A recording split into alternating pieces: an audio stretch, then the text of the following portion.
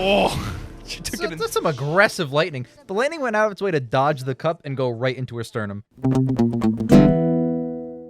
Hello, and welcome to the Best and Worst Pictures podcast. I'm your host, Jake, and with me, as always, my good host, Ian. That is me. And joining us, as per usual, is my other astounding co-host, Mud. How you doing? That is me. What bro? is this I'm show? just good. Yeah, you're all right.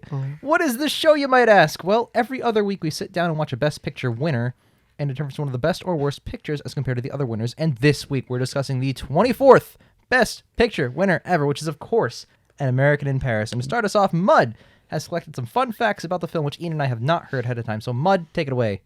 Thank you, Jake. So, An American in Paris was released on October 4th, 1951 in New York. And then January 11th, 1952 in the United States at large. Oh my god, stupid Oscar-winning movies and their 1-minute releases. The film has a 7.2 out of 10 IMDb, 96% Rotten Tomato critics, 79% Rotten Tomato audience. I mean, that's still fine. 83% Metacritic. The director is Vincente Minnelli. He also directed Gigi, which we will be watching for this podcast later on. You're right. In this decade. He also directed part of the 1946 film Ziegfeld Follies, which I felt the highlight. Why did you say part? There were multiple directors. Oh, cool. Here's a fun fact for you, though. He had a daughter with Judy Garland. Okay. That daughter is Liza Minnelli. What? I feel like we're missing something there. What? No, that is the entire I'm fact. not talking. I'm too much in shock. That's insane. All right. I know. Cool. Good for him. As for actors in this film, the lead is Gene Kelly. He was also known for Singing in the Rain. Yep. And Ziegfeld Follies. The same film. Leslie Caron is our lead actress. Got a last She name? is in Gigi. Oh, cool. This is actually her debut film. That's awesome. Wow. Yep, she started acting here. Her most recent film I want to highlight, though. It's called A Christmas Carol. She does not act in it physically, but she does provide the voice role for the Ghost of Christmas Future. Other actors in this film include Daniel Kaluuya, Carey Mulligan, Martin Freeman, and Andy Serkis. Holy crap. Wait, she's alive? She's alive. This film came out last year. Whoa. What? Yeah, I know. She's 90. What the fuck? Good for her. Good for her. No way. That's sick. I'm dead serious. Yeah. That's awesome. And the last actress I wanted to highlight is Nina Foch. Is it 'cause of her name? F-O-C-H. Yep. Foch or Foch, I suppose. Yeah. She was known for a few bangers. Spartacus. Oh, banger. Fucking love Spartacus. The 10 Commandments. Another banger. And the TV show, the hit TV show, The Wild Wild West, which of course inspired Wild Wild West. The hit That's movie, only bangers. which we will also be watching for this podcast. Yes, we will. Woo. When we get to watching the Best pictures. the Golden Raspberry films. Yes. There's a quick fun fact I want to highlight about the production of this film before we jump into the awards. There's a 17-minute long ballet sequence at the end of this film that cost the studio approximately $450,000 to produce. Ooh. How much money is that in now? I do not know off the top of my That's head. a lot. Production of the film halted in September of 1950 while the sets were being produced. Minnelli left and directed another film called Father's Little Dividend, and then once he completed that film in late October, returned to film the ballet sequence, which is interesting to me because the film initially premiered on October 4th, so it was incomplete when it aired in 1951 and won. No fucking way. They had to they rewatched it. They had to have, right? Nope. They probably watched the January cut and they were like, "Oh, whoa, ballet sequence out 10." It was technically released on October 4th. Yeah, it's stupid. Yeah. So, let's get into the awards. Alan J. Lerner won for Best Story and Screenplay. Cool. E. Preston Ames, Cedric Gibbons, F. Keogh Gleason, and Edwin B. Willis won Best Art Direction. Color. This is a color film. Mm-hmm. I forgot. John Alton and Alfred Gilks won Best Cinematography. Color. Orrery Kelly, Walter Plunkett, and Irene Sheriff won Best Costume Design. Color. Saul Chaplin and Johnny Green won Best Scoring of a Musical Picture. Color. And Gene Kelly won an Honorary Academy Award. What was the honorary one for? It was just a general honorary award. I think it was because he lost acting. Oh, that's... Oh, no, he wasn't nominated for acting. I'm sorry. Minnelli was nominated for Best Director. but he lost to George Stevens for A Place in the Sun. The other losers include Elia Kazan, who directed Gentleman's Agreement. Yep. William Wyler, who directed Rebecca, I believe. Yep. And John Huston, who's directed a film we've watched on this channel, 1967's Casino Royale. Oh, he directed Casino Royale, but the bad one? He was one of the many, many directors attached One of the to that film. 1700. I can say he is Danny Huston's dad. Adrian Fazan was also nominated for Best Editing. He lost to William Hornback again for A Place in the Sun.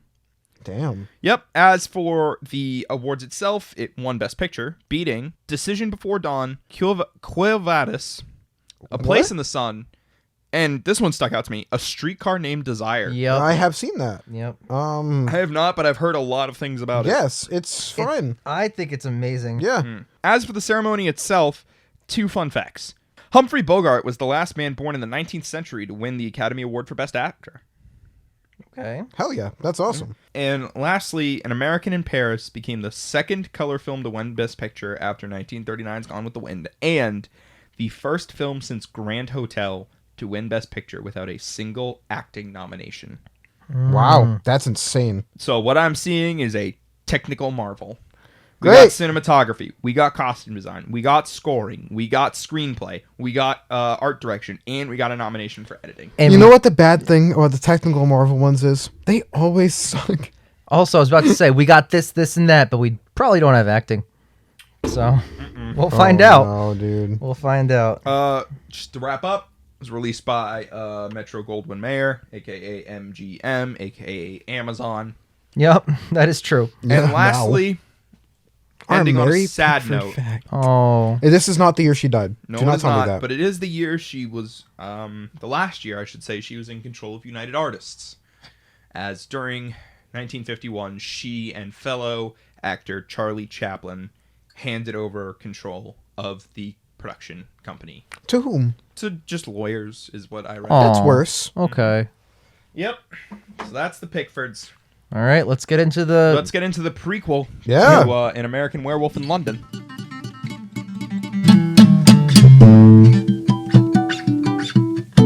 All right, we just watched An American in Paris. How do we feel? Not great. I could feel better. That was A film. awful. That was so disappointing. That was terrible. It wouldn't even be that bad if there weren't inklings of a good movie in here, Yep. which really sucks. I disagree. I don't think there's anything good in this film. Oh, that's not true. There's some really good comedy. There's really good parts. I'm choosing my words very carefully. I have really one point to make. I don't know if you guys noticed. I took one note.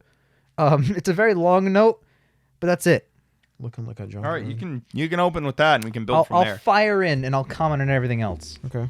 This is a super duper big old technical marvel, and that's it. To bring up a good point at all. No, I get what you're talking about. I think it's not even a technical marvel, film-wise, because the editing sucks. Nothing terribly impressive happens in this film. Yep. Even in the technical marvels we've watched up to this point, even Great Ziegfeld had that, 18-minute Cake scene. cake sequence that just kept building and building and building. This film has an 18-minute dance number that's supposed to be tap that for, I swear to God, fucking 7/8 of it, you can't even hear I the thought clacking you said ballet. It's supposed to be ballet, right? I don't It know was if it's ballet or tap. You said ballet in the opening. But they definitely treat it like it's supposed to be tap. That's Yeah. not very ballet. Or maybe it's ballet tap. Who cares? But the point is, that whole sequence is, there's nothing terribly impressive happening in there. Yeah. The most impressive thing I saw was at the very beginning. Some of the sets are very beautiful. His Yeah. apartment, very flowy. It's got that kind of lighthearted, everything moves and everything has its place. And Yep. it's really cramped, but it's also really lived in. And the storefront where some of the action takes place, very well designed. There's a lot of colorful things to look at. The background's very busy. It feels very lived in. But most of this film just doesn't fucking bring it. I'm going to have to agree and disagree with some parts. Mainly that I think every single technical element is great. no, the editing's bad. I like the editing. I like the situation of several shots at the same time with the girls dancing. There's There are good parts of the editing, but the editing overall is nothing. Nothing. disagree. There's I love some major faux pas. the color grading, wardrobe, dance sequences, set design, choreography, production value, charming personality, the good characters, stuff like, well, mostly good characters. I think everything technically happening is really well done. There's exactly one good character in this film. Yep. Yeah, and it's the funny one. It's Yep. the funny one who doesn't do anything. This film establishes three main characters. There's Henri, there's Mulligan, and then there's Adam Cook. Adam Cook. Adam doesn't do anything. Nope. He can be written out of the film, Yep. and nothing will really change. Yep. He is comedic relief through and through. He doesn't have a plot to himself. Nope. He's just And- involved in the other two's plot. He's the best character because he doesn't do anything other than quip. Yep. Movie go quip. Adam go quip. Yep. One of my biggest things is I will say most of the editing it has its charm, but there are some big like insane cut faux pas, like immediate jump like 3 feet to the left that I'm just like bad rotoscoping. Oh, the rotoscoping. Like, there's an orange glow around the characters in the rotoscope. And audio peaking during I believe the third song. That Yeah, just- you mentioned that. it's not like technical Marvel. You can look at a movie and be like, oh, what a pretty movie, but I don't know if I would go with Marvel with that mistakes like that. Yeah, but I think you've nailed the extent of them. Do you know what I mean? There's still quite a few, though. Yeah, and especially I'm- the major things. You don't want audio peaking in a musical. And I'm not thinking of any scene that really, like, brings I it can to think of a bring it to, couple. like, be like, wow, this is an amazing technical thing. I could think of a couple like iconic scenes that influence other things. Obviously, I talked about the Stairway to Paradise scene. Yeah, where when they're he's singing, Stairway to climbing Paradise, up the going up the stairs. staircase, going up, lighting up, and then the Yeah. cascade of women come down. That's like I've seen that scene in other stuff, and Mm-hmm. I've seen that scene from this. The one man concert scene. There's obviously the Looney Tunes version of that, which is infinitely better because it's the funny. It's great.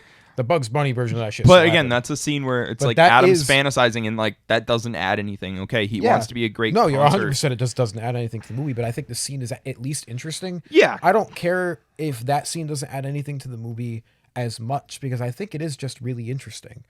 My biggest things in a musical are the songs, and I think maybe 3 of them hit out of like the 9 or 8.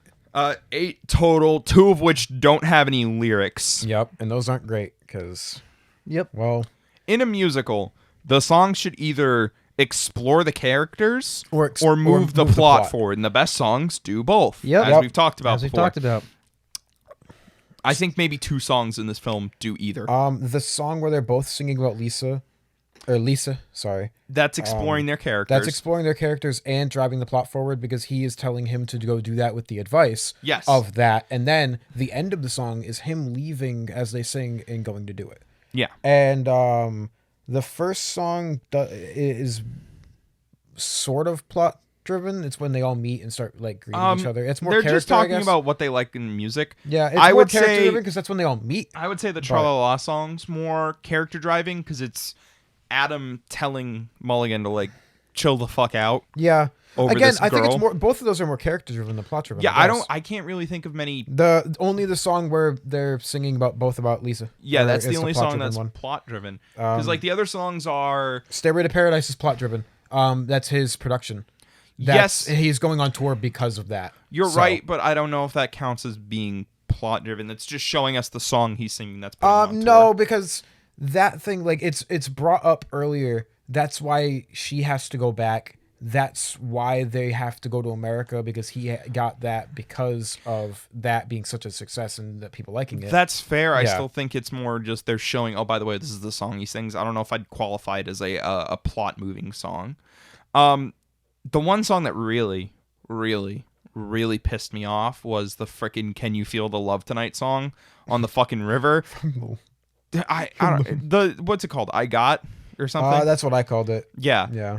Because he's like, they've known each other for a day. Mulligan and Lisa, the main girl, have known each other literally a day, during which he stalked her straight up, called her, asked her on a date. She said no. He went to her place of work. And then she said yes. And then she said yes.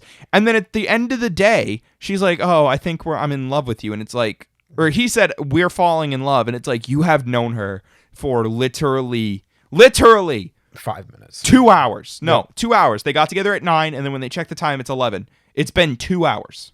Yeah, well, you don't fall in love with everyone after 2 hours? Jesus fucking Christ. This movie pissed me the hell off. Yeah, with this it's fucking a lot of man and woman on screen. It's a lot. This movie's weirdly sexist. weird takes about like masculinity, especially. Yeah, we were talking about this a little bit during the movie, but at the beginning when she wants to sponsor him, he's like, whoa, whoa, whoa. I'm not going to let you pay to have sex with me. There's guys that'll do that. And it's like, all right, cool. And then the next scene with him is, whoa, this girl, I'm going to stalk her at a place of work.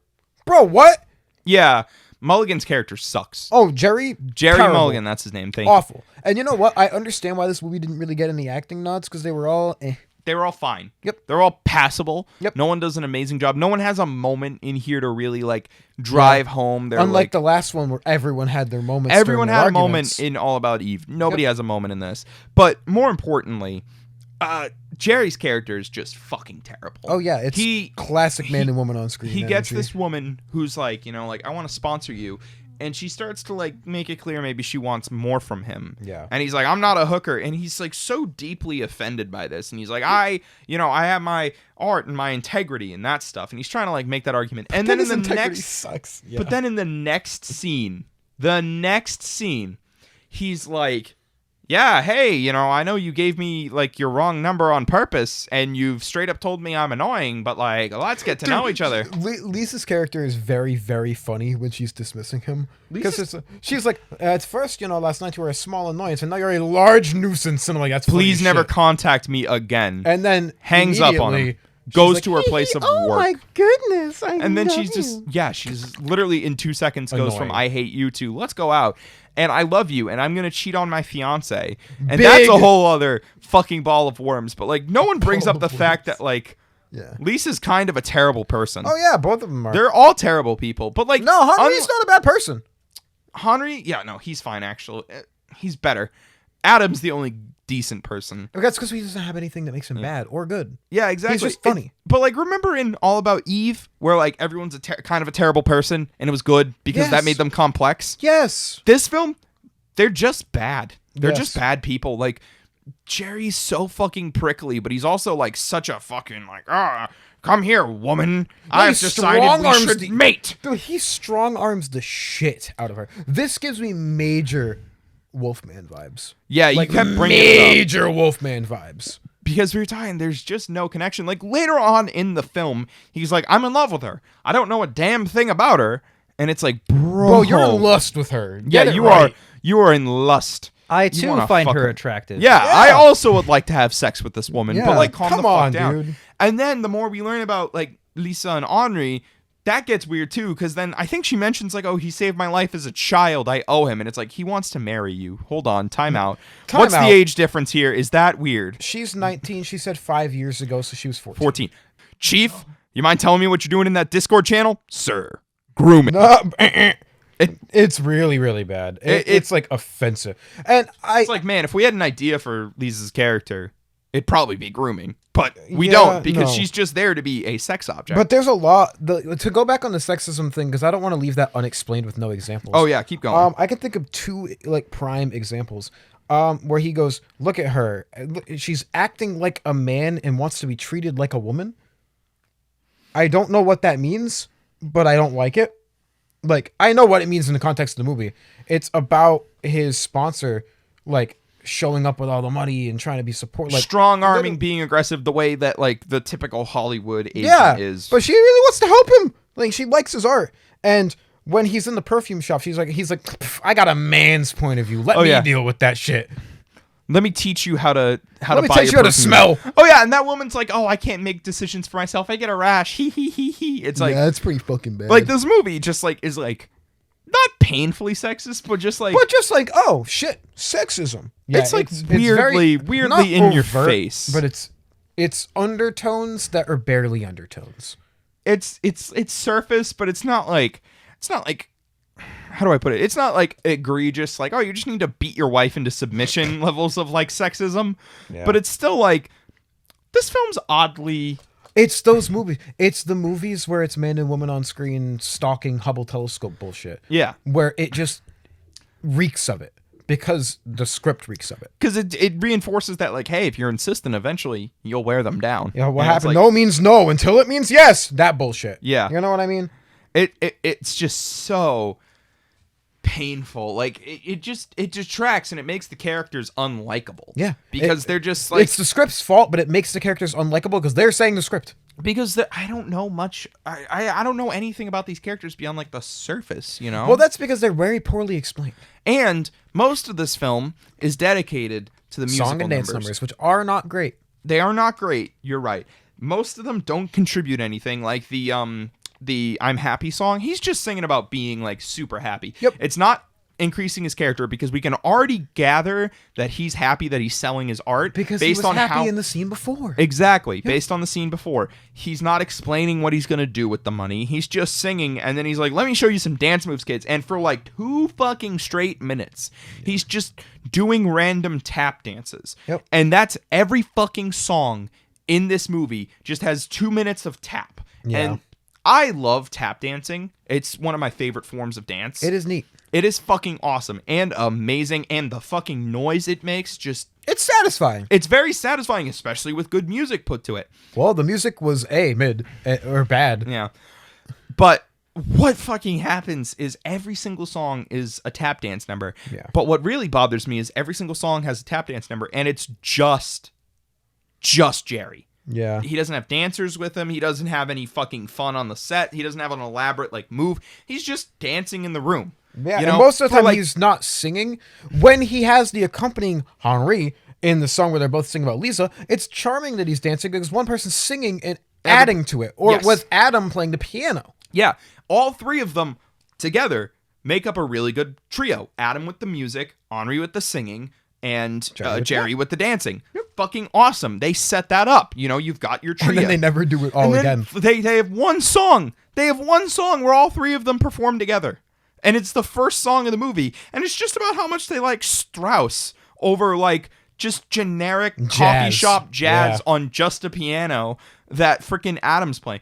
Of course you're going to prefer like a fucking full opera of like, you know, composed music to just one dude just, you know, kind of about. sort of improvising on the keys Yep. at like 8 a.m. He's warming up. He's just started. Like, God, I don't know why I'm so oddly pissed off about this. It's so for me, I'm mad because I like when it comes to musicals, I'm not a big musical guy, but the one thing that you need to do is make the songs good or else they suck. Like, I don't like Grease because there's only 2 good songs in that movie. Like, honestly. I am actually inclined to agree for as much as I enjoy Grease. Like, there are 2 good songs, and for a musical, you want a musical to be catchy. You want it to be an earworm. Hamilton. I have not even seen the whole thing, but I know all the songs. They fucking slap. Chicago. I haven't seen. I've seen most of Chicago actually. Chicago slaps. Like, we're gonna get to watch that one. I'm actually kind of pumped. Like, musicals need good songs. Like Willy Wonka and the Chocolate Factory, oddly enough, is kind of a musical. And no, the it's a songs, musical. the songs, besides Cheer Up Charlie, fucking slap. All the songs. Come on, you're gonna tell me right now the Candy Man ain't a fucking bump? Like, it do be a What bump. bothers me is I really like musicals, and like this is I will say the first real musical to win Best Picture. I know Broadway Melody's supposed to be a musical. I know. Yeah, Going but that's My Way- about musicals. Again, and Going My Way is supposed to be a musical. Neither Yeah. of those are musicals. I will concede this is a musical. One of my biggest gripes about this film, and it goes on the musical thing, this just feels like theater. It does, especially with some of the set design. And how everyone stops when there's a song going on. I don't mind that. So Oh. what I wanted to build on before was this is definitely a musical.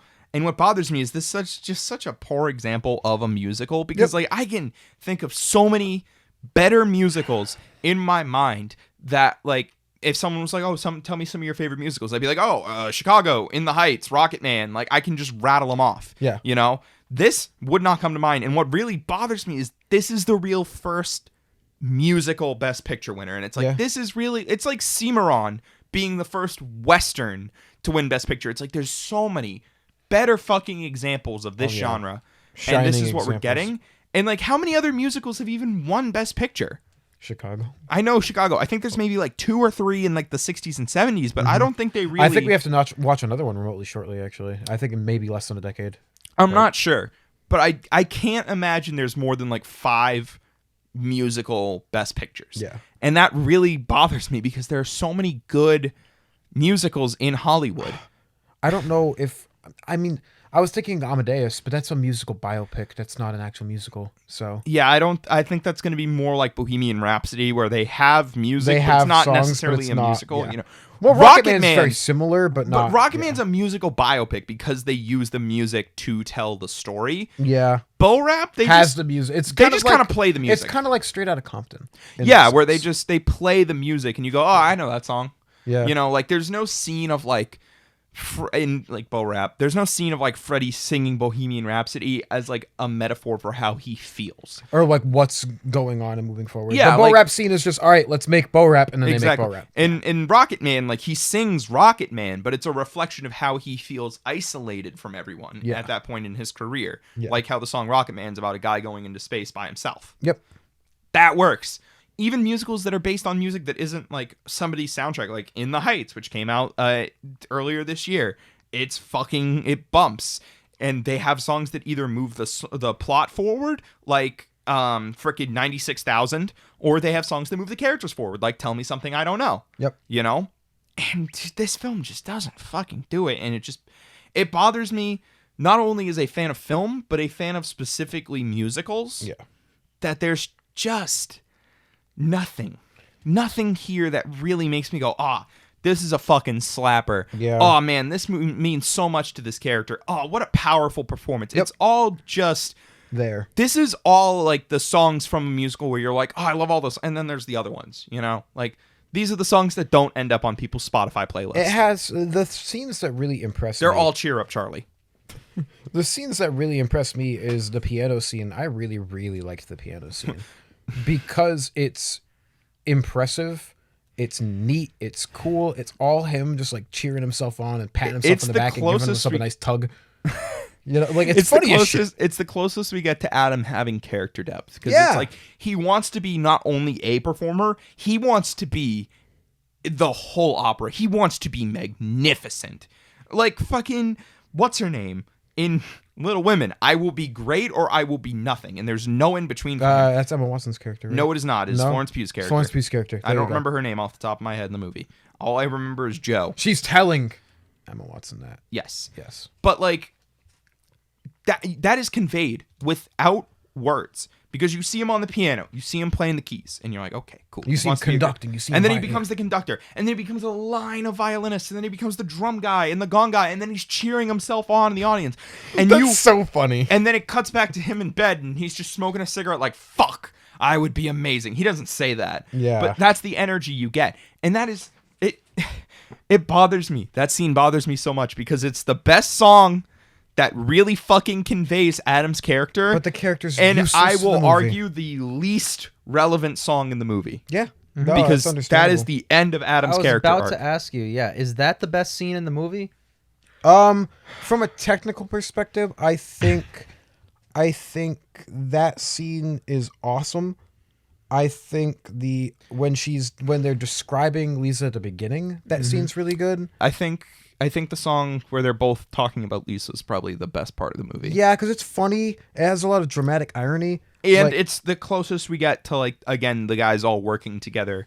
And the lead up to it's fucking hilarious. Because Adam is the only one who realizes they're talking about the same girl. Yes. And he's just fumbling in the background while they're talking. He's smoking, like, 2 cigarettes at the same time because he doesn't know he's what ordering doing. 70 brandies. He's drinking all of them. So fucking funny. Like, he's the only one who has any idea what's going on. And it's good physical comedy that kind of cross references with what's going on in front of him because he's kind of in the background. And then the song works because it helps drive the plot forward. They're both talking about it. They both do it. He has to go do his thing. He has to go do his thing. They separate at the end and go do their things. Yep. And it's really nice. And that's what the whole movie should have been. And it's 1/8 of the movie.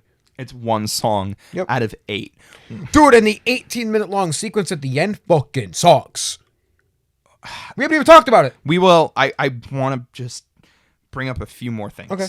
The opening of this film at the very, very beginning, there's so much narration. It opens with the line, "This is Paris. I'm an American living who lives in it." here. And this is Burke. This is Burke. Oh my God.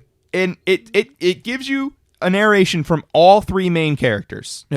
Main, quote. Adam is not a main character. All two main characters. All two and Adam. And like they pull off the same joke where they're like, "Oh, that's not me. That man's too happy. That's me." And none of the jokes are funny. None of the jokes are funny. And like just it's again too much narration. Like I can gather all these things. I think Henri has it worst where he said something where he's like, "Oh, you know, blah blah blah," and then it happened to him. And I'm like, "I fucking get it." Yeah. I think it was like he was like, "Oh, I'm going to visit my old friend Adam." And then the next thing he's like, "Adam, my old friend." It's like, fuck me. Dude, it's the Pentagon. Yeah. It's CIA all over again. So, like I said in the fun facts, they recorded like 18 minutes of tap and ballet to put on the end of the film. This was after its initial screening in New York. And this version, the version we watched, and as far as we can tell, most official version, has the 18 minutes of just tap inside Jerry's mind and ballet. Tap and ballet in Jerry's mind. Holy fucking shit. It tanked the movie multiple points for me. It just kept decreasing. Yep. Decreasing my enjoyment of the film. Because it didn't matter. It didn't tell any story. It didn't add anything. It's it's interpretive. It's like the end of I'm Thinking of Ending Things, where it just doesn't fucking mean anything. I don't want to watch it. I don't care. I get it. I understand the movie. Please stop. There's a line between... I think anyone who's like, oh, you know, an interpretive ending, an ending that you decide means something, I don't know if I always enjoy those ideas, because to me it just sounds like you don't know how to end your fucking movie. So you're just letting the audience decide. Right. Like, I mean, I have a little bit to say about that. I think it all depends on how it's done. I think it was done here really, really poorly. Because, so poor. Mud, The ultimate what's your poor. favorite film of all time? Inception. And that's got an ambiguous as hell ending. It's got an ambiguous ending, but it doesn't end with like 18 minutes of random shit. Mm-hmm. It doesn't just cut to black. Well, It does. It does. Oh, you're right. You're But right. like, I was talking about The Sopranos, but That we got was it. my point with that, Let me counterpoint you. Inception ends with an ambiguous ending, but there's only two answers here. Dom is awake, Dom is asleep. Yep. Both have their own implications further beyond that, and both mean a lot for his character. Both endings are satisfactory. But with like something like I'm Thinking of Ending Things, or for example, this film, it's just mindless, creative, I will say, creative visuals on screen for an excessive amount of time that leave you wondering what the fuck's going on. Like in the dance sequence in this film, there's like a French guard that's like walking around the entire time, and people are there in like suits, and then there's also some kids, and it's like, what is this supposed to represent? Is this supposed to be like the ending of La La Land, where Ryan Gosling is playing the piano and he imagines his future with Emma Stone's character? And it's them dancing through like set pieces, but you understand that he's imagining his future with her because it diverges at the point where they broke up. Yep. I love La La Land, by the way. I know you guys don't, but I fucking love that I haven't movie. seen the movie. I've seen it. You don't like it, right? I'm following along. I wasn't a fan. I fucking love that movie. But, so that's an interpretive ending. But it still makes it clear what's going on. Ryan Gosling is imagining what could have been if he and Emma Stone had stayed together as he just taps away on the keys. And it gets a little fanciful, and there's no dialogue, and it's just dancing and like all these interpretive scenes. But it's still within the confines of like, it makes sense. The ending of An American in Paris, I don't know if that's supposed to be what it is. Like, I don't think it's imagining his life. I think because, okay, what I think happened, and this is going to fucking suck. Uh-oh. I think it was going through the events of the movie, but again, in interpretive dance form. I also thought maybe that's what was happening. Because but there's remember, so many questions. remember at the end when everyone disappears and he freaks out and goes right back to the same spot? I'm pretty sure that's what it was. I definitely think that might have been what it was, but like that leaves me with so many questions. Yeah, because it didn't make any fucking sense. Yeah, because like he's only ever seen dancing with Lisa. She appears multiple times throughout the 18-minute sequence. Mm-hmm. Nobody else does. So if it's supposed to be a recap of the film, where's Adam? Where's Henri? Where's his benefactor? Like, bring the characters back. Show like... No. Make it confusing. Yeah. Make it very, very, very ambiguous. Yeah. To the point where you can't really like pick things out to make a point. You know, like I'm thinking of ending things where suddenly we're watching a play of Oklahoma. I only know what the end of that movie was about because I Googled it. I also, we had that conversation while we were talking about the film because we all watched it around the same time. I slightly figured it out. I was like, oh, that's this. And that doesn't make any sense.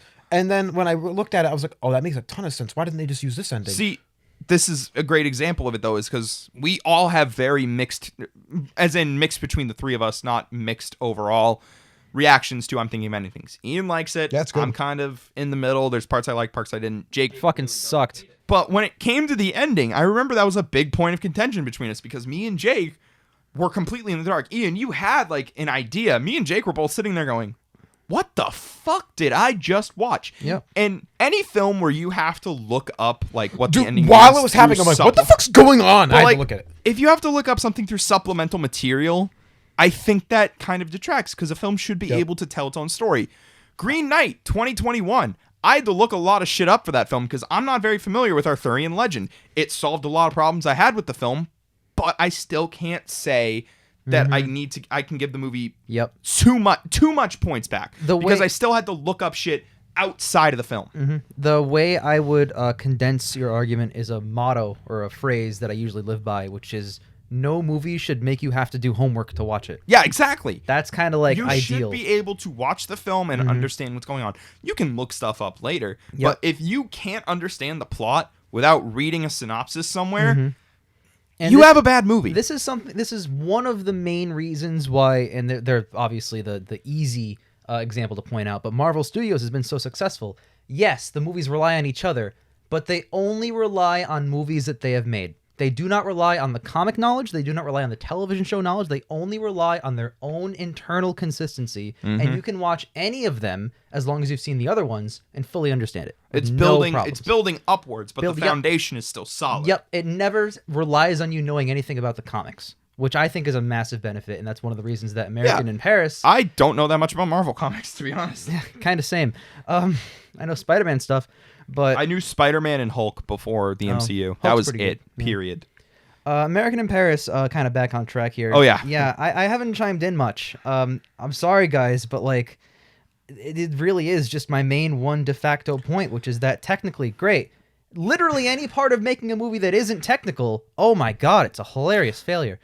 Dear God. You don't have anything to say because this movie doesn't leave an impact on you. It doesn't. No. It's so boring. I mean, towards the end, I remember like, because when we started recording again, our tone was like depressed. Ian was like this, and you were like this, and I didn't speak. None of us were excited. Contrast 2 weeks ago with All About Eve when we watched that. That movie bumps. We were all really passionate. I remember I was fired up. Not only is the film 18 minutes of ambiguity that you're not sure what it means, then it cuts back, and fucking Lisa pops out of the car and is like, Henri's letting me stay with you. And it's like, what the fuck? Yeah, it's yeah, so that's what I wanted to talk about too. The ending isn't interpretive of this movie. It's concrete. It objectively happened. Which means, like, what's the point of the 18-minute sequence? Nothing. He was just straight up. I bet you, if you read like the plot, whatever plot summary there is, it's going to be like, oh, there's problems. He then imagines for 18 minutes, and then the problems are solved. That's the movie. The fucking Jesus Christ. And then she gets out of the car and they get back together, and it's like, this is one of those times where like the guy gets the girl and it's like, no, you don't deserve this. You don't deserve this ending. Neither of you deserve this ending. And it's like, yeah, okay, Henri, you realize that she's been cucking you. And we don't even touch on that. He's like smiling and he's like, go on, be with the man you're cheating on me with. Yeah, okay, so let's talk about that a little bit. You know how the big trope in movies is if a guy likes a girl, but a girl is with someone, that someone is an asshole? Yeah. So in this movie, he really wasn't the normal guy, which is good and respectable. And I was going to, before the ending, I was going to compliment the movie quite a bit for making him a normal, regular guy who's a friend of the main guy. Who's not just this hilarious giving him like advice. Guy. He's like, dude, I'm so in love with this girl. You gotta tell her how you feel, because that's what I did. Right. And now I feel so happy. And then it's the same girl. It's the same girl. And then, which is really funny. But then at the end, when he's like, come on, lady, let's get in the car, after he heard the conversation and he's kind of mad. He hears the conversation. He gets Lisa in the car. And then after the 18-minute, everyone's favorite dance sequence, freaking, he snaps out of it because I think the car horn honked. And then he looks over and he sees Henry Henry. Omri. Kevin Honroy. Kevin Honroy opens up the door and lets Lisa out and is like, go to him. And he's smiling. Henry is smiling, like, yes, go pursue your love. But before he lets her go, he kisses her one last time. And it's like, what the fuck? Like, What I want to have like, instead of 18 minutes of weird dance, it's the 18 minutes of them sitting in the car and he's like, so you've been cucking me. And they just have like an honest conversation. I feel like he's an amalgam of different character personality types. No, neither of them, Henri or Lisa, have any fucking personality traits. They're just the most surface level cardboard cutouts of characters. And Henri, I really do feel like he as a character was consistent until the end, because he did feel betrayed visually. We saw that when he listened to the conversation. He was betrayed. You saw that angst in his face. He wasn't fucking And we happy. don't see the resolve. The next scene, he's like, oh, go to him. The Goodbye. next scene, he's smiling, hunky-dory, but then also kisses her, which is kind of in conflict with pursuing what you want, because she wants him, not Henri. You know, but she also kind of wants Henri, so she's gonna be happy or sad either way. Like, none of it makes any fucking sense, and a lot of movies follow that formula. This is one of the reasons that Casablanca is still one of the top fucking 3 best pictures so far, because it has the best ending ever, where he doesn't get the girl. He doesn't get the girl. She's like, hey, I want to stay with you. I want to stay. I want to make this work. Fuck that guy I'm with who's actually not that bad of a guy. Again, another trope subversion. Great. And then Humphrey Bogart's the guy who says, no, you will regret it. You need to leave because not today, not tomorrow, not next week. But you're gonna realize you made a mistake. Realize you made a mistake. You have to go with him. That, what a good in-character arc and through line for all of them. It's similar to the ending of The Graduate, where they run off together and then they're sitting on the bus and they just kind of like realize, well, now what? Yep. The movie's over. And I think a lot of movies forget that there's supposed to be just a snapshot. The movie doesn't, like, the characters don't end when the movie ends. Yeah, exactly. Even Gone with the Wind, I mean, Scarlett being evil aside, that ending is satisfying as fuck.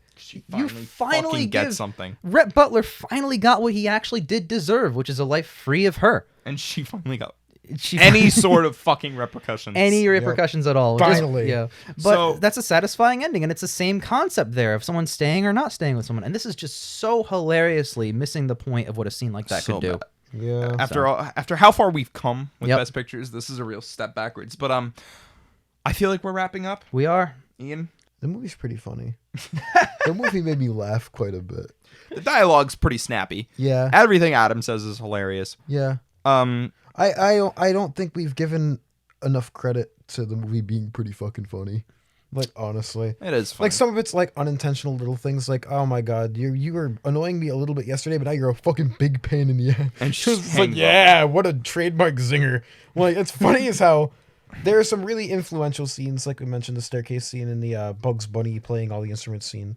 But, like, at the end of the day, it's just not it. I think we can all agree.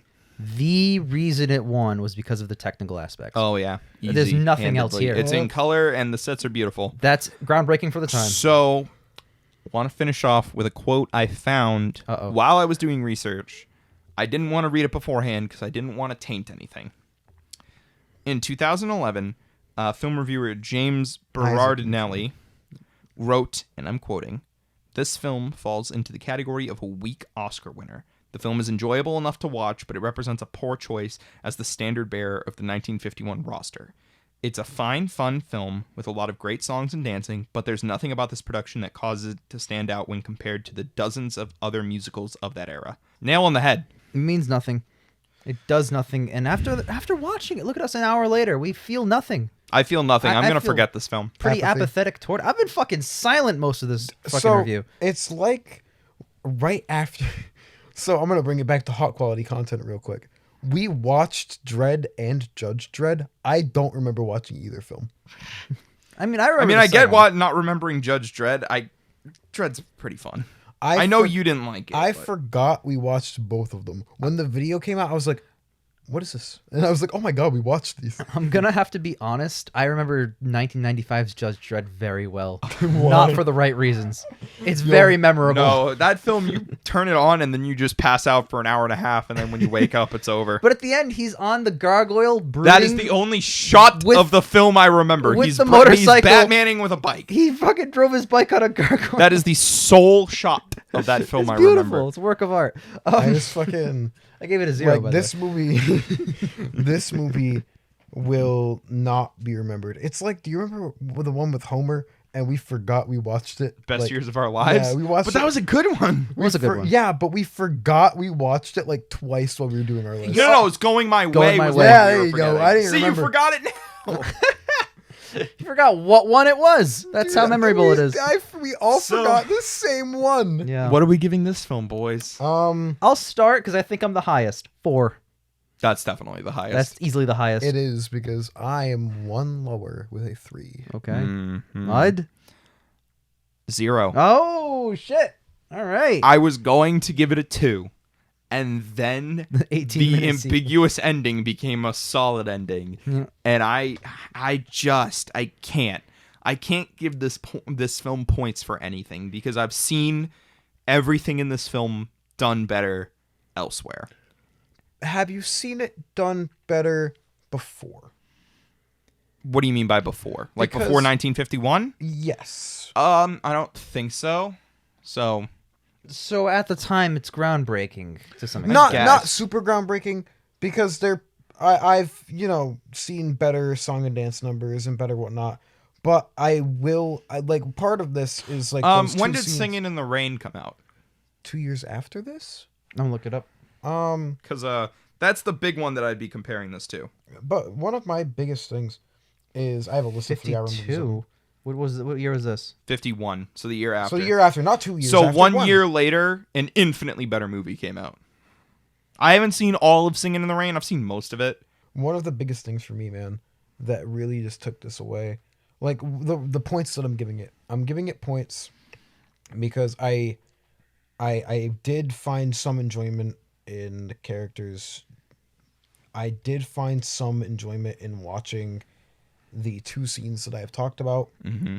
And there are some really interesting edit choices, the costume design and the set choices.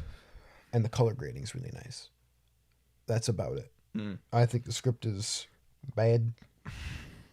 There's the big sexist stuff I was talking about. And I just don't like the plot. I don't like it. It ends very, very poorly. It went from like, maybe like it's like a mid. Like, it's just not for me. Just bad. Yeah, it went from it's a mid, it's just not for me, to straight up dookie dog water in like a pretty short period of time. The last half hour or so, it just really falls apart. 20 minutes of that is a fucking dance sequence. Yup, and it's like not a good dance sequence at all. So, Like the big crux that they added to the movie, if that dance sequence wasn't in the movie, it would actually probably be a 4. The dance sequence really took me out of that shit, man. yeah, you're right. It kind of beats you down, and then like when you're already like bleeding on the ground, it just shoots you on the head with, oh, by the way, he gets her in the end. It's like, fuck you. Yeah, I thought it was gonna happen, and I was like, no, but it's gonna end with the dance sequence, and then it didn't end with the dance sequence. It has like a 4-second scene. So with that, my favorite is still Gentleman's Agreement, and my least favorite is honestly a tie between Hamlet and An American in Paris. Wow. I fucking hate this movie. So I think The Lost Weekend's the best one. American in Paris is obviously so close. 3. And Hamlet's definitely the worst one because there's nothing redeemable about that entire film, and it's probably going to stay the worst one for the entire time. The Lost Weekend, number 1. Cavalcade, number 0, I guess. Number 20 whatever. 3. 24. 24. This is the 24. 24th. Yeah, baby. Speaking of 25, though, the funnier number. Yeah, that's What are we right. watching next? I'll tell you, the next episode of this show The greatest show on earth. is going to be 1952's hit 25th Best Picture winner ever, The Greatest Show on Earth. If this isn't the greatest, I'm giving it a 0. Why I'm cursed with a twisted spine. Hunchback and Twisted Spine are both very direct Yep. names for They say what they are. Yeah. Also, Witcher is too. He's a witch man. Wouldn't it be a witch him? No, he's a one who witches, because witch is a The verb. Warlocker. Oh, that's the Catherine Bigelow movie, One Best Picture. So if she's got a twisted spine and a hunchback, and if you tried to snap her neck, would that fix it? Yeah, it depends on what way you twist. If you twist the opposite way, yes. That's why they cast Henry Cavill, because the finale is going to be that, and she's fixed. Her body just evens out. Oh, I forgot The Witcher was in this show.